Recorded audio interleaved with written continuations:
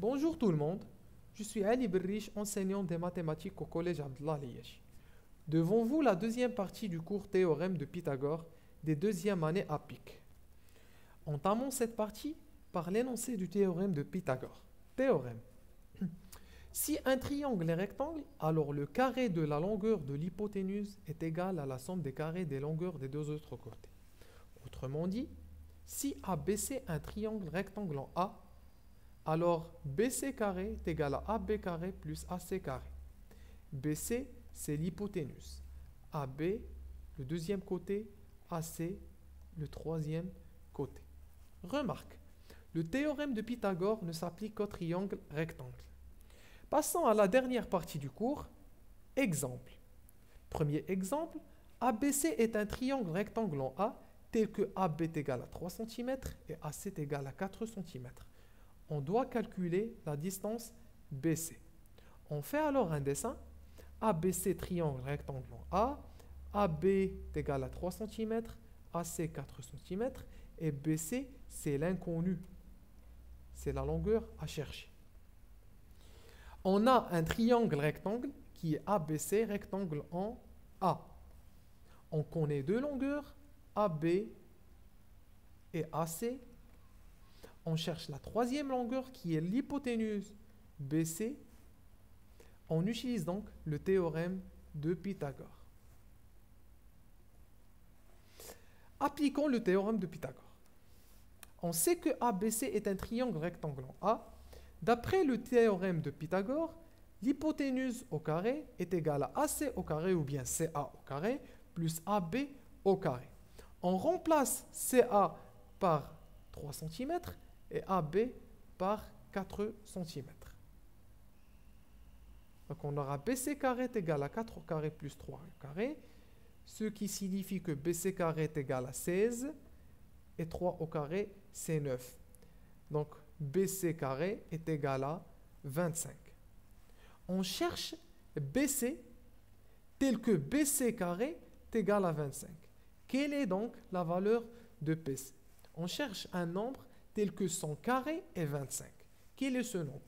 D'après vous, c'est bien évidemment BC est égal à 5. Ou bien BC est égal à racine de 25. Ce symbole est disponible sur toutes les calculatrices scientifiques. Donc, si on cherche un nombre tel que BC carré est égal à 25, ce nombre BC est égal à la racine de 25 qui est 5 cm. Donc, BC est égal à racine de 25. Or, racine de 25, c'est 5 cm. Deuxième exemple. DEF est un triangle rectangle en D tel que DE est égal à 5 cm, DF est égal à 6 cm. On calcule EF. On fait un autre dessin. DEF, triangle rectangle en D, DE est égal à 5 cm, DF 6 cm. On calcule EF qui est l'hypoténuse de ce triangle. On a un triangle rectangle DEF. On connaît la longueur DE et DF. Et on cherche la valeur de la distance EF. On utilise donc le théorème de Pythagore car le triangle est rectangle. On sait que DEF est un triangle rectangle en D.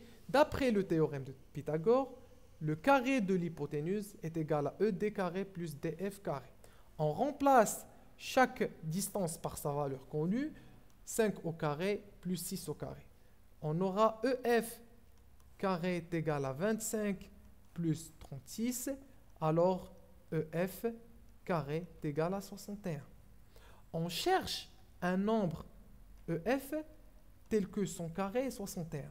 Donc EF est égal à la racine de 61. En utilisant la calculatrice, vous cherchez la valeur rapprochée de EF.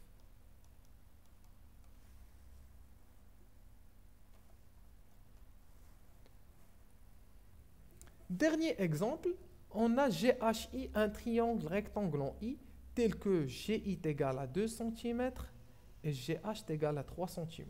On veut calculer IH. Vous devez faire attention car IH ne représente pas l'hypoténuse du triangle GHI. Alors on fait un dessin. GIH triangle rectangle en I, on cherche la distance IH. Et bien évidemment, on va utiliser le théorème de Pythagore. On sait que GHI est un triangle rectangle en I, donc d'après le théorème de Pythagore, GH carré est égal à GI carré et IH carré. On sait que GH, c'est l'hypoténuse. On remplace chaque distance par sa valeur donnée par l'exercice. On aura 3 au carré est égal à 2 au carré plus IH au carré. 3 au carré, ça fait 9.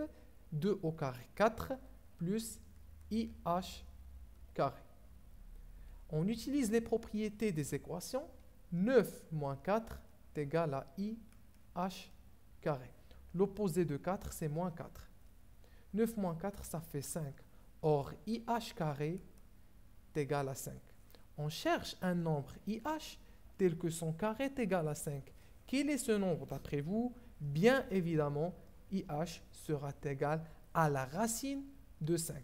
En utilisant la calculatrice scientifique, la racine de 5 est égale à peu près un nombre avec la virgule. On prend juste un nombre après la virgule. Vous cherchez quel est ce nombre IH.